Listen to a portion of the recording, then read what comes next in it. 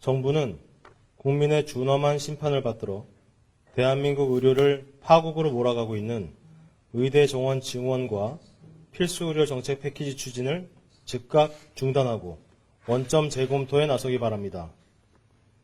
지난 2월 정부가 필수 의료 정책 패키지와 의대 정원 2,000명 증원안을 발표했을 때 해당 정책 추진의 명분은 바로 국민 찬성 여론이었습니다.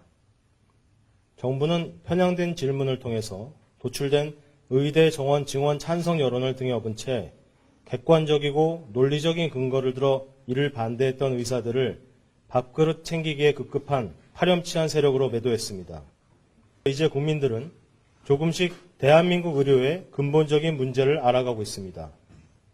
또한 한 달 이상 지속되는 수사에도 불구하고 의협 비대위 지도부에 대한 어떠한 혐의점도 찾지 못하는 경찰의 모습에서 국민들은 정부가 무리하게 의사들을 탄압하고 있다는 사실도 알아가고 있습니다.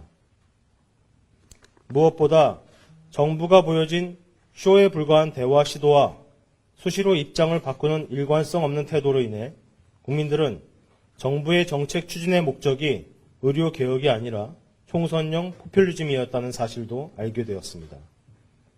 그리고 이러한 사실을 알게 된 국민들은 투표를 통해 진짜 여론이 무엇인지를 보여주었습니다.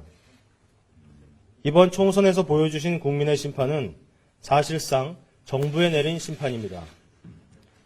현명한 우리 국민은 투표를 통해 의료개혁이라는 가면 뒤에 숨어있는 포퓰리즘 정책인 의대 정원 증원과 필수 의료 정책 패키지의 추진을 즉각 중단하고 원점에서 의료계와 함께 발전적인 의료개혁의 방향에 대한 논의를 시작할 것을 요구했습니다.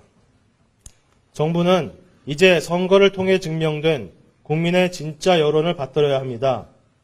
이에 더욱 빠르게 흘러가고 있는 의료 파국의 시계를 멈추고 국민의 생명과 건강을 지켜낼 수 있도록 의료계의 요구를 적극적으로 받아들이는 것이 옳음을 인정하시기 바랍니다.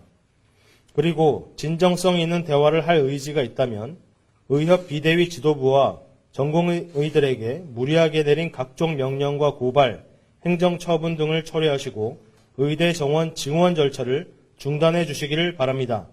2024년 4월 12일 대한의사협회 비상대책위원회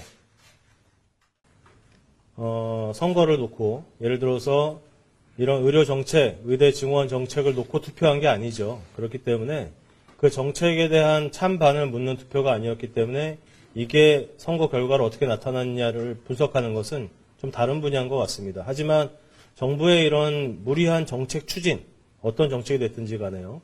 이런 정책 추진에 대한 국민들의 분노, 이런 표현이 좀 있었다고 저희가 평가를 하고 있기 때문에 이거를 등치시켜서 얘기하는 것은 조금 무리가 있을 것 같습니다.